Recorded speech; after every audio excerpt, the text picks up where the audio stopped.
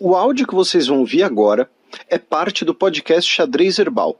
Caso vocês queiram ouvir mais sobre esse assunto e outros temas de política internacional, é só ir em xadrezverbal.com. Bueno, passemos agora para o cheque, no qual eu e a Silvia daremos aquele tradicional peão pela nossa quebrada latino-americana. México rompe relações com o Equador após a invasão da embaixada em Quito. Bem, na coluna aberta a gente já teve a participação do Jeff Nascimento, né, trazendo uma visão mais técnica em relação ao episódio, e agora temos aqui a Silvia Colombo, direto de Buenos Aires, para trazer uma repercussão mais política, né, principalmente no nosso subcontinente. E aí, Silvia, o que temos para falar, né, sobre mais essa crise diplomática aqui na nossa quebrada latino-americana? Pois é, Matias, a gente justamente desde o outro episódio já estava falando um pouco dessas questões, dessas fricções diplomáticas na região, né, e acabamos fechando o programa sem mencionar o que aconteceu logo depois, né, que foi a invasão da Embaixada do México pela polícia do Equador para retirar de lá o Jorge Glass, conhecido ex-vice-presidente do Correia, envolvido em vários casos de corrupção no país. A notícia repercutiu, acho que de forma quase unânime, né? E nesse sentido, ela atravessou desde a direita até a esquerda, né? Houve repúdio a essa entrada forçada na Embaixada do México por parte da Argentina, que é um governo de direita, do Brasil, que é um governo de esquerda ou de centro-esquerda, da Nicarágua, que é uma ditadura de esquerda, enfim, de todo o espectro político, né? O Equador ficou bastante isolado com relação a isso. E daí cabe lembrar, né, Silvia, uma coisa que a gente sempre traz aqui no programa, da tradição diplomática do México, né, que é um país que não faz muita distinção em relação a refugiados, asilados políticos, né? Porque recebe, né, de todas as colorações políticas, né? Historicamente, né? Acho que até a gente chegou a lembrar, né, como o México acolheu os republicanos depois da Guerra Civil Espanhola. Antes disso, os que fugiam da ditadura soviética do Stalin, né, o próprio Trotsky morou no México, enfim. Ele tem uma tradição, né, e mais recentemente o Evo Morales também passou por lá. É um país que acolhe, né? A família do Pedro Castilho. A família do Pedro Castilho, exatamente. Enfim. Agora, é curioso, porque eu conversei com alguns colegas do Equador nesses dias e com gente que está no Equador para cobrir isso, e ocorre um fenômeno curioso, né? Porque se toda a região está contra isso que aconteceu, se posicionou contra a OEA, enfim, o caso vai para o Tribunal Penal Internacional, provavelmente. No Equador, as pessoas, em geral, estão aprovando essas atitudes do Daniel Noboa. Ele está com 70% de popularidade, segundo a última pesquisa da Sedatus, que é uma das principais medidoras desse índice por lá. E, enfim, a gente não pode deixar de lembrar que ele está num mandato tampão, né? Que é um mandato de 15 meses, que ele assumiu recentemente, e que, por conta disso, eu creio que ele está muito engajado no projeto de se reeleger e de também sair vencedor no plebiscito, na consulta popular, que a gente vai falar um pouco depois, né? Que vai ser realizada no Equador nos próximos meses. Então, é curioso ver que no Equador não é bem assim. No Equador foi visto como uma atitude de mão firme, de ir atrás do delinquente, do corrupto, do Jorge Glass, que, enfim, por seu lado tem a sua culpabilidade no cartório, mas que não justifica o rompimento, né, basicamente, dos tratados internacionais e da legislação internacional com relação a sedes diplomáticas. Enfim, né, tivemos toda essa repercussão, né, aqui na América Latina, né, o próprio AMLO, né, filmou a chamada que ele recebeu, né, do presidente Luiz Inácio Lula da Silva, né, no qual me chamou para mostrar de novo sua solidariedade pelo assalto à nossa embaixada no Equador, né? Então... E essas imagens são bastante fortes, né, Matias? Você deve ter visto. São imagens que mostram ali que não só invadiram com uma força desproporcional de homens, de agentes e tudo mais, parecia uma coisa de filme, assim, como levaram o Jorge Glass carregado pelos braços e pelas pernas, né? Devia estar dormindo, não sei. Foi uma coisa bastante vexatória, derrubaram funcionários da embaixada, uma coisa realmente muito deplorável.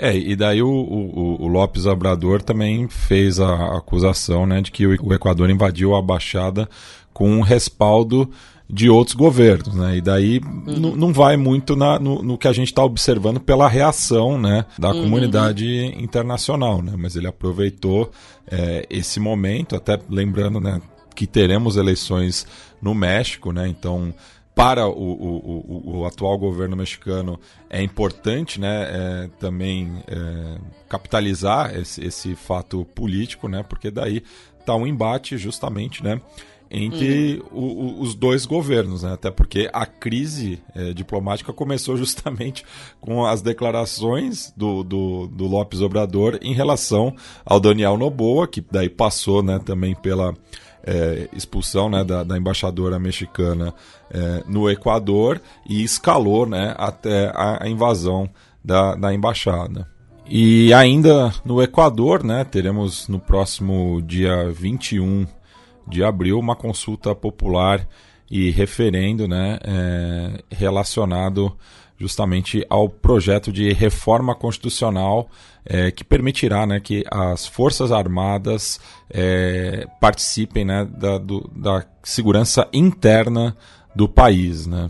Exato. O Daniel Noboa, como eu estava comentando um pouco antes, ele está realmente querendo realizar ações que sejam impactantes, né, e que sejam também midiáticas e que tenham a ver com a ideia de pacificar o país. E é fato que essas medidas dele têm diminuído um pouco a violência, mas o custo disso são ações como essa da embaixada, que foi um pouco foi bastante além do limite, né? E essa consulta popular é marcada pela preocupação com a segurança, né? Então, colocar as Forças Armadas para combater narcotráfico, combater um monte de outras coisas que talvez ela não fosse exatamente atribuição das Forças Armadas, né? Mas basicamente é uma consulta para que o Estado tenha mais poder de repressão e para que dê ao Noboa a possibilidade de pacificar o país, né? Enfim,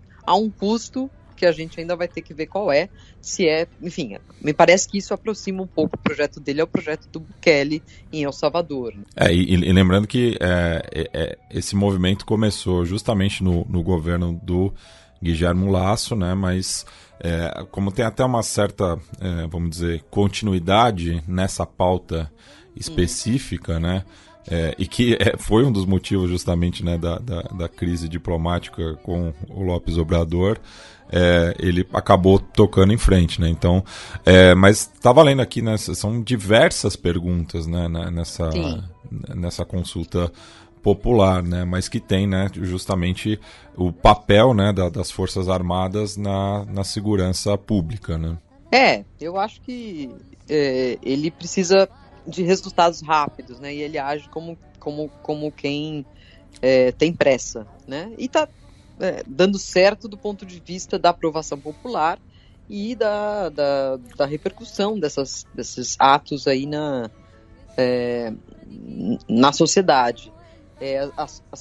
As pesquisas mais recentes dão que a maioria das perguntas devem ter o sim da população. Então, vamos agora esperar para ver se é de fato assim que ocorre, né? Bueno, do Equador vamos para a Colômbia, já que o ex-presidente Álvaro Uribe virou réu por suposto suborno de testemunha. Pois é, Matias, essa é uma história que vem já há algum tempo, né? Enfim, ele já foi exposto em 2012 pelo congressista de esquerda, né? Hoje do Pacto Histórico, Ivan Cepeda. Esse é um caso pelo qual ele já teve até uma prisão domiciliária por um tempo, aí na sua fazenda ali em Medellín. E eu acho que basicamente o que está acontecendo com o Álvaro Uribe, que foi um dos presidentes mais populares da Colômbia, de direita também, mão dura. Em seu tempo era o presidente com uma visão mais assim de reprimir o crime organizado da região, né? Mas que tornou muitas cidades muito mais tranquilas, muito mais livres de crime. Álvaro Uribe hoje está respondendo por vários processos que tem a ver com o modo como ele levou essa e outras políticas no seu tempo, né? Ele também é investigado, por exemplo, por favorecer a paramilitares, no caso dos falsos positivos, né, que era aquela meta que os militares tinham para abater tantos guerrilheiros de esquerda por mês ou por semana, enfim. Estão se revelando muitas coisas sobre Álvaro Uribe hoje e ele está com a imagem bastante desgastada. Ele que buscou apoio do Petro no começo, né, deu apoio ao Petro, depois buscou um certo respaldo, acho que também pensando na sua situação pessoal com relação à justiça. E ele declarou recentemente que esse processo é uma vingança política, né? Esse atual julgamento é pela suposta manipulação de testemunhas e pagamento a testemunhas, né? Num caso que envolvia a participação dele justamente no acionar dos grupos paramilitares, né? Um certo financiamento e também apoio político para que os paramilitares meio que atuassem junto com o exército contra as guerrilhas, né? Nas palavras do Uribe, né, alguns paramilitares admitiram que através dos seus testemunhos havia um desejo de vingança, né? Por isso que ele se refere, né, a esse sentimento, né, que ele está sentindo. E outro julgamento também que está chamando bastante atenção na Colômbia é um caso envolvendo outros 2 países, né? Já que um nacional colombiano, o médico Edwin Arrieta, foi assassinado e esquartejado na ilha tailandesa de Koh Samui pelo espanhol Daniel Sancho, filho do ator Rodolfo Sancho, né, que a gente já tinha comentado sobre esse caso anteriormente, mas o julgamento começou nessa semana na Tailândia com bastante atração midiática, né, por parte dos 3 países, até por envolver o filho de uma celebridade espanhola, e de acordo, né, com o advogado de acusação, Juan Gonçalo Ospina, ele espera que a lei tailandesa seja contundente e que se possa dizer a verdade, né? Lembrando que na Tailândia existe a pena de morte, né? Não sei se é isso a que ele se refere. Mas cometer crimes assim na Tailândia não é um bom negócio, né? Mesmo crimes menores têm punição muito séria. Esse é um crime realmente grave e que parou. Na Espanha meio que só se falou disso na semana em que veio a público e depois nas repercussões, né? Enfim, não é uma figura muito conhecida no Brasil, o Rodolfo Sancho, porém ele foi protagonista de algumas séries e filmes muito interessantes, né? Como Isabel la Católica, né? Que é uma série da TVE que foi vista em vários países aqui da América Hispânica. Também o Ministério do Tempo, que é uma série muito bacana também, em que ele faz parte de um grupo de espécie de polícia do tempo. Ele com um grupo viaja a vários momentos históricos para evitar que a história saia do rumo. Enfim, ele é muito querido e muito conhecido na Espanha e por isso causou tanto choque que o filho dele pudesse ser capaz de cometer esse assassinato, né? Da Colômbia vamos para a Venezuela, né, já que o país permitiu, né, a passagem segura dos aliados da Corina Machado para a Argentina. Sim, isso realmente foi uma certa surpresa, mas no fundo a Venezuela, quando permite que opositores ou que gente que se rebela contra o regime saia do país, meio que é mais para se livrar do problema do que outra coisa, do que bondade propriamente dita, né? Eu acho que isso foi o que moveu aí o governo a liberar essas pessoas que estavam na embaixada da Argentina, né? E também, em meio, né, às trocas de farpas relacionadas às eleições venezuelanas, o Gustavo Petro se reuniu com o Nicolás Maduro em Caracas no começo da semana. Sim, nessa reunião eles falaram das eleições. Petro parece que insinuou ali que seria bom que as eleições fossem transparentes. Demonstrou que a região está preocupada, né? Mesmo os governos que estavam antes se aproximando do Maduro e fazendo, enfim, tentando trazer a Venezuela para o diálogo, para as relações entre, enfim, tentar fazer com que a Venezuela não fique tão isolada, né? Mas eles estão com o pé atrás, né? Tanto Lula como o Petro estão com o pé atrás com relação a essas eleições. Acho que a visita do Petro teve que ver com isso, com tentar amenizar um pouco as coisas e tentar influenciar nessa eleição para que Maduro, no fim das contas, para que o regime permita que ou a Maria Corina ou a Corina Yoris entrem na eleição. Por quê? A data final para as inscrições dos candidatos de oposição já terminou, foi no último dia 25. Porém, até o próximo dia 25 ainda há um espaço em que qualquer um dos que tenham sido escolhidos e inscritos possam ceder o seu lugar a outro. E existe nessa lista de candidatos que está na cédula atual da eleição, existe um candidato que é da plataforma unitária, ou seja, da chamada oposição unificada, né? Enfim, a ideia é que essa pessoa, que é o Edmundo Gonçalves Urrutia, permita que uma das corinas usem esse espaço de inscrição. Ainda não sabemos se isso vai ser possível, mas está no ar. E o Petro também aproveitou, né, a visita para se reunir com opositores, né, do Nicolás Maduro para tratar sobre a paz no país vizinho. Claro, a paz na Colômbia depende muito da Venezuela, né? Eu me lembro quando eu cobri bem de perto aí as negociações da Colômbia com as Farc, o presidente era o Romanel Santos, que é um cara meio de centro-direita, no final acabou sendo mais de centro-liberal, se pode dizer assim. Ele buscou o Maduro e falou: eu vou ser o melhor amigo do Maduro se for necessário para trazer a paz para a Colômbia. E de fato o Maduro ajudou. Então isso é um tema para a Colômbia. Não pode cortar completamente a relação com a Venezuela, porque se quer ter um pouco de paz na Colômbia, precisa que a Venezuela dê informação e que também combata o crime organizado nas suas fronteiras, né? E Silvia, nas suas muitas idas à Venezuela, você se encontrou em alguma oportunidade com o Tarek El Aissami? Não, nunca me encontrei com ele. Enfim, era uma pessoa muito poderosa todas as vezes que eu fui lá. Enfim, ele ocupou vários cargos, foi vice-presidente do Chaves, depois foi procurador, foi chefe da procuradoria local.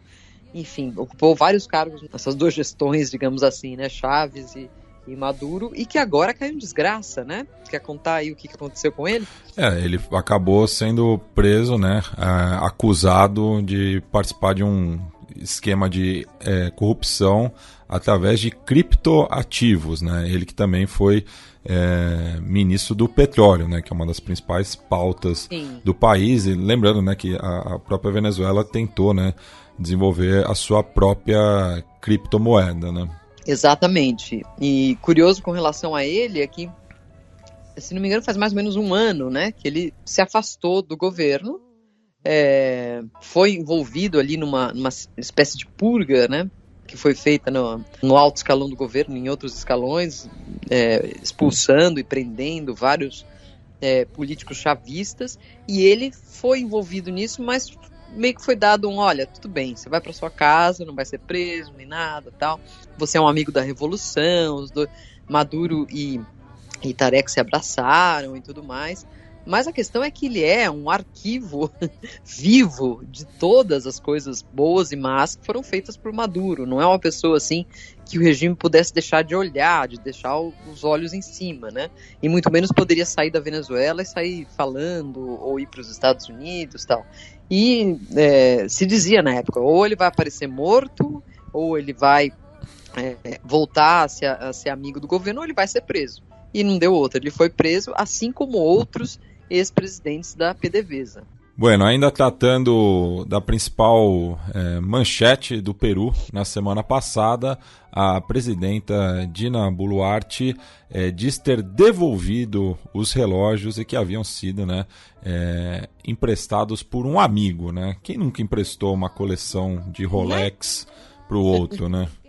Muito amigo.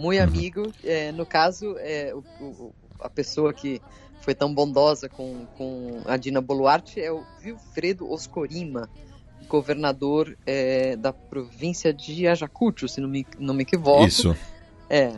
E, segundo a presidente, eles já foram devolvidos, né? Agora, também acho que valeria a pena investigar o governador para saber se ele tem o salário para comprar todos esses Rolex, né?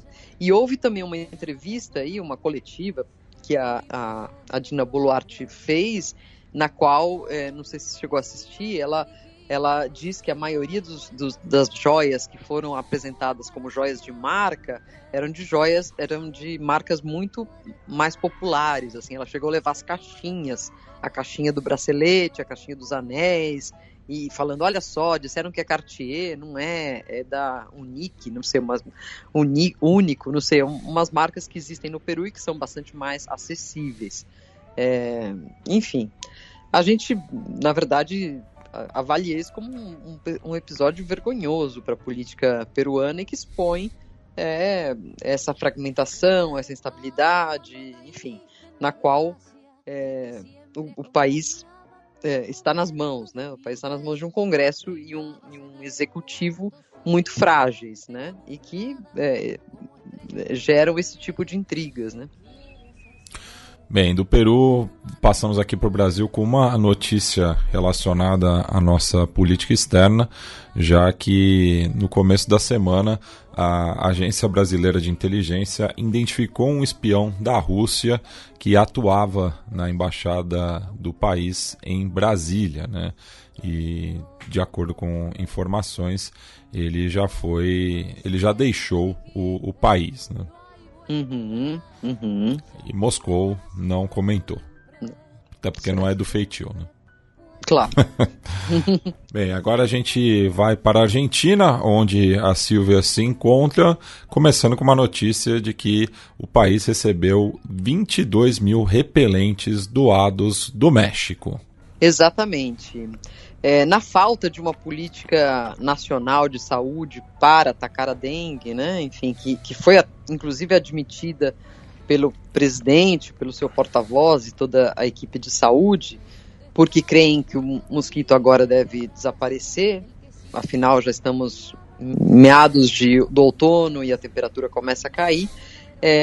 Mesmo assim, os mosquitos não desistiram, estão ainda muito presentes, estão causando muitos casos de infecção, os hospitais estão lotados ainda, enfim, não é um mal passageiro, aparentemente. A própria Organização Pan-Americana de Saúde diz que é possível que o vírus fique aqui o ano todo, que é uma situação bastante inédita para a Argentina. Né? Então, nesse contexto em que o governo tampouco está querendo vacinar, querendo colocar a vacina na rede pública, né? Enfim, aqui você só encontra vacinas nas clínicas particulares e tem que desembolsar ali 150 ou 160 dólares, mais ou menos. Mas falta justamente para o dia a dia o repelente, né? O OFF, o Raid e tantos outros não existe para comprar nos mercados, e quando você encontra a um preço caríssimo. Então essa carga com mais de 22 mil unidades vem um pouco para sanear esse problema. Enfim, não sei se será possível. A gente prevê que aqui em Buenos Aires o assunto de fato perca força nas próximas semanas e meses, mas no norte da Argentina, onde ainda está fazendo muito calor e o mosquito está a toda, assim.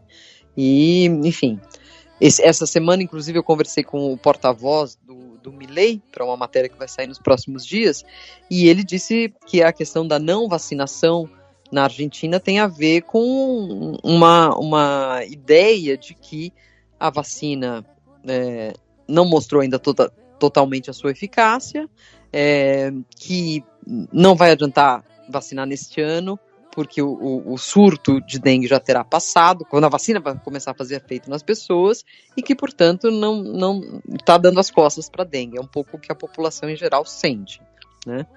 Então, vamos ver como é que a doença evolui ao longo do ano, e se a Argentina vai, de fato, mudar de política com relação à dengue, que é uma novidade aqui no país. E, Silvia, também tivemos nessa semana o bloqueio dos bens de Alberto Fernandes por parte da Justiça Argentina. Explica pra gente melhor esse caso. Pois é, o Fernandes está sendo acusado de desvio de verba para contratar seguros de funcionários públicos. É uma acusação recém-feita. O Fernandes, quando saiu do governo, saiu bastante desgastado, com a popularidade bastante em baixa, porém era um consenso de que ele não tinha cometido grandes faltas ou escândalos de corrupção, como aconteceu, por exemplo, com a Cristina Kirchner. Tinha a ficha limpa, né? Nesse sentido, assim, né? Saiu com uma ficha de honesto, assim. Mas agora a gente está vendo que talvez exista aí um problema com relação a esse caso.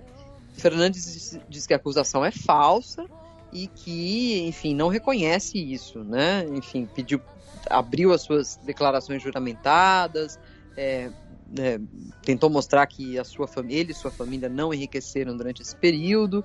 Então, o caso ainda está sendo investigado, né? Mas existe aí essa acusação que foi denunciada inicialmente pelo jornal Clarín. E falando agora do atual governo, né, o Javier Milei apresentou a nova lei ônibus repaginada após negociação. Exatamente. A lei ônibus, não sei se nossos ouvintes e seguidores se lembram, era aquele projeto que envolve uma lei de 600 artigos e que abarca as mais distintas áreas, né? Econômica, política, social.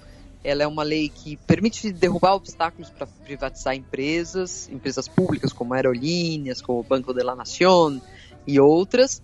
É uma lei que também tem um conteúdo fiscal.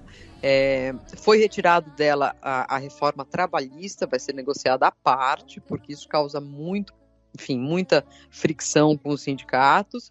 E é uma lei que também volta a regular e tirar parte das pensões e aposentadorias dos mais velhos. E nesse sentido ela é bastante polêmica, né? E ela politicamente dá mais poderes ao executivo, né? Por exemplo, o Milei poderia governar por um período de até um ano e meio, mais ou menos, 18 meses, por mandato, se ele quisesse.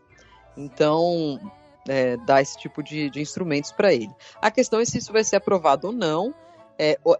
Nessas semanas, entre fevereiro e hoje, esses meses, né, foram feitas várias negociações com partidos da oposição, com os governadores dos estados, que na Argentina tem bastante influência no Congresso, e o governo está esperançoso de que essa lei passe. Agora, né, a situação do Congresso é a mesma de quando ele assumiu. Ele tem uma minoria, tanto na Câmara de Deputados como no Senado.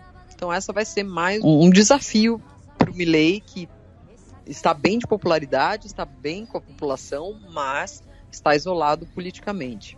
E nesse sentido, né, não ajuda muito o fato de que um dos deputados governistas, né, o Alberto Benegas Lynch, em meio a esse vaciamento, né, do Estado, como ele se refere aí, declarar, né, que o Ministério da Educação era um comitê de burocratas e, ao mesmo tempo, ele não acredita na obrigatoriedade da educação, que a liberdade é que se alguém não quer mandar o seu filho ao colégio porque necessita dele na oficina, ele possa fazer isso, né? Então, deputado que não acredita no poder transformador da educação, né? Pois é, essa frase, essa resposta dele numa entrevista repercutiu amplamente aqui na Argentina. É uma resposta bastante infeliz, enfim, trouxe à tona um negócio que nem sequer estava sendo discutido, que é a obrigatoriedade da educação. O governo se descolou disso, né? Tanto a ministra Sandra Petovello como o porta-voz afirmou que o governo acredita, né, na educação obrigatória, que a opinião Benegas Lynch, é uma opinião dele. Agora, ele é uma pessoa muito influente ali no Congresso e o pai dele, o Benegas Lynch Hijo, é o guru intelectual do Milei, né? Ele é um economista libertário que escreveu livros, enfim. Então, por um lado, ele foi meio que colocado de lado, essa declaração foi repudiada por todos, mas por outro, ele é uma pessoa bastante influente no Congresso e junto ao Milei. É preocupante que esse tipo de coisa seja questionada a essa altura, né? Ainda mais num país com tantas dificuldades, com uma mão de obra para ser capacitada, para ser informada, enfim, com tantas desigualdades, vamos questionar a educação pública obrigatória. Me parece uma coisa completamente sem sentido. Há outras prioridades na Argentina. E lembrando também que dos países aqui da nossa região é um dos pioneiros na universalização do ensino, né? Então vai na contramão da história do país, né? A gente pode lembrar do Sarmiento, né, no século XIX, que quase de uma maneira vanguardista ajudou a institucionalizar essa questão da educação pública, enfim. Sempre teve a tradição de ser um país bem formado, né, de leitores, e aí vem esse sujeito e diz uma coisa espantosa como essa. Mas a grande polêmica mesmo da semana, né, para o governo Milei se deu por conta do Jumbo Bot, né, Silvia? Realmente, aí quem pisou na bola, na verdade, foi o ministro da Economia, né, dizendo que a inflação estava caindo, que a inflação desse mês vai aparecer mais baixa do que a do mês anterior, né, que deve chegar a uns 12%, que para a Argentina, que é muito em termos de inflação mensal, mas é bem menos do que o padrão na Argentina. O que seria a deflação, no caso, né? Seria a deflação, exato. E aí, enfim, o jornalista que estava entrevistando disse, puxa, mas muita coisa ainda está muito cara, as coisas estão praticamente dolarizadas aqui, as pessoas, o que estão sentindo no bolso ainda não é um alívio, né? E aí ele insistiu nisso, falou da cesta básica, dos alimentos da cesta básica nos distintos supermercados, que o preço estava caindo, e citou uma conta de Twitter que chama-se Jumbo Bot. Jumbo é uma cadeia de supermercados bastante famosa aqui. Também citou a Cotobot, que é da rede Coto, e que mede os preços diariamente. Só que essa conta era falsa. E foi admitido pelos próprios bots.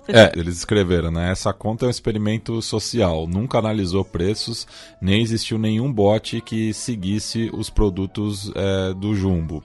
Mas sim serviu para uma coisa, ver a necessidade que muitos têm em mostrar resultados que a realidade os nega, né? E falou, né, que esse bot se autodestruirá em 3, 2, 1, mas abaixo complementou, né, que decidimos não autodestruir-nos para que esse sucesso não desapareça. Pedimos desculpas, esse sucesso no caso, esse fato, né? Pedimos desculpas a quem se esperançaram pelos nossos dados, incluindo o presidente, né? Porque daí eles colocaram uma entrevista do Javier Milei ao Alejandro Fantino, né, no seu programa. Ele também cita depois, no seu programa de rádio, e diz que só temos um pedido: nos sigam, que o futuro pode surpreender com novas domadas, né, desse calibre. Então foi isso. Depois também reproduziram a entrevista do Luiz Caputo à TN. Pois realmente foi muito vergonhoso, enfim, e acho que foi as primeiras vezes que eu vi um bot falar, né, um bot dar declarações, e ainda tirar um sarro do governo, né, enfim. E curioso porque até numa entrevista coletiva, o assistente do porta-voz disse pra gente, mas vocês também leem bots para saber as coisas. Mas escuta, peraí. Aí todos os jornalistas fizeram assim meio burro, assim, né? Tipo, vocês não podem, né? A gente lê por curiosidade ali, mas não divulga esses dados, né? A gente jamais estaria um bot como fonte, né? Confiável. Até porque tem que ter a apuração da notícia, né? Claro, você tem que rechecar, contrastar com outras fontes, né? Talvez ligar pro Jumbo, né? Pois é. É mais fácil. Bueno, e fechando essa sessão argentina, teremos a visita da Diana Mondino ao Brasil na semana que vem. Certo. Diana Mondino, que é a apagadora de incêndios, né, do Milei, com relação às suas declarações bombásticas e às vezes ofensivas. Ela vai viajar bastante, né? Vai viajar bastante, Mas, segundo ela já disse em mais de uma ocasião, ela já ficou meio amiga do Mauro Vieira, que a relação vai bem, e ela tem um mantra, né, que assim, a relação entre os presidentes não altera a relação entre os países, né, que ela repetiu muito quando teve aquele incidente com a Colômbia, que a gente comentou no programa passado, em que o Petro e o Milei se estranharam ali nas redes, a ponto de levar à expulsão de funcionários da Embaixada Argentina em Bogotá. Enfim. Bom, a Diana Mondino irá a Brasília, encontrará com o Mauro Vieira e com empresários, né, Matias? Isso, é uma ida a São Paulo para reuniões com empresários no início da semana. A chegada dela ao país está prevista para o próximo domingo, dia 14. A Diana Mondino, que além de chanceler, tem um papel bastante importante no governo, porque ela é uma das pessoas que está por trás da lei ônibus, ela é uma economista muito famosa, enfim. Então ela está de chanceler um pouco improvisada ali, mas ela está na linha de frente. Construir a estrutura do governo como o Javier Milei quer, né? Então é uma pessoa bastante interessante de se acompanhar aí nessa visita ao Brasil. Bem, agora a gente vai bem ao norte da nossa quebrada latino-americana com uma notícia relacionada ao México, já que tivemos protestos em Chilpancingo, capital do estado de Guerrero, já que a população civil ainda busca a resposta, né, do caso dos estudantes normalistas de Ayotzinapa, que completará 10 anos no mês de setembro. Meu Deus, o tempo passa, de fato. Esse caso ficou marcado, né, na história recente do México, não por ser uma coisa inédita, né, essas desaparições em massa, essas matanças em massa, são comuns, né? Me lembro que quando estavam cavocando fossas aqui e ali, encontravam outros grupos de pessoas que tinham sido mortas de uma só vez, né? Mas por alguma razão, os 44 estudantes foi um marco, causou protestos, né, na cidade do México durante o governo do Peña Nieto, e ainda reverbera, né? Ainda são lembrados e o crime está em aberto, né? A teoria que mais se aproxima, talvez, à realidade é de uma verdadeira armação entre a autoridade local, polícia e o cartel local, né? Parece que entre eles ali desapareceram esses estudantes que estavam se preparando para participar de uma manifestação que atingiria a imagem do prefeito local, né? Enfim. E essas famílias ainda buscam seus filhos. É uma história realmente muito trágica. Bem, e por último, fica aqui uma sugestão de leitura, né, de uma reportagem do The Nation, tratando, né, da crise de saúde em Porto Rico, né? Semana passada a gente até tinha comentado sobre um surto de dengue, né, no Estado Livre associado aos Estados Unidos. E a chamada, né, para essa reportagem, que chama The Unnatural Disaster Puerto Rico Unnatural Disaster, a chamada é que na ilha toda só temos um cirurgião cardíaco pediátrico para atender, né, eventuais doenças cardíacas das crianças boríquas, né? Então fica aqui a recomendação de leitura para quem manja de inglês, ou mesmo assim dá para buscar uma tradução momentânea, né, durante a leitura do artigo. Então fica a minha recomendação relacionada à nossa quebrada latino-americana, e deixo espaço agora para a Silvia fazer a sua dica cultural. Muito bem, a minha dica cultural vai sair da América Latina essa semana e vai recomendar, enfim, um filme que está na Netflix, creio que estreou na última semana. Não tem a ver com a América Latina, mas tem a ver com uma outra grande paixão minha, que é o jornalismo, né? E o filme se chama Scoop, na tradução mais comum, assim, para o português, seria furo de reportagem. e conta os bastidores daquela famosa entrevista que o príncipe Andrew,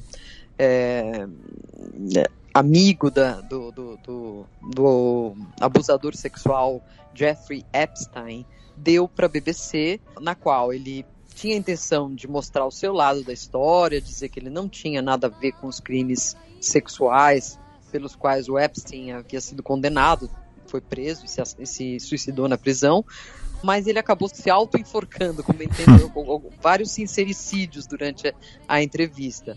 O filme é interessante, não só por tratar de família real, essas coisas, enfim, mas sim porque mostra um pouco os dramas e os conflitos que o jornalismo enfrenta hoje, né? De encontrar histórias que sejam tanto interessantes para o público, mas que não sejam totalmente fúteis, que envolvam instituições importantes, como a monarquia britânica, e a maior parte do tempo o filme se passa na redação da BBC, filmado ali e tal. Então, eu, como jornalista, gostei muito do filme e recomendo. É um filme bastante entretenido de assistir, e também recomendo que as pessoas vejam a entrevista original que está no YouTube. É só colocar ali Prince Andrew Interview, que vai aparecer, e é de fato ali uma coisa constrangedora com relação aos crimes, que no fim ele acabou fazendo um acordo com a principal mulher que estava acusando ele de participar dessas festas do Epstein. Então ele acabou, de fato, perdendo todos os seus títulos, o seu cargo na monarquia inglesa, e teve que pagar uma fortuna aí para essa mulher que se disse abusada por ele. Então tudo isso está nesse filme, que é muito interessante, muito intrigante, contado numa espécie, como se fosse uma espécie de thriller. Eu gostei muito.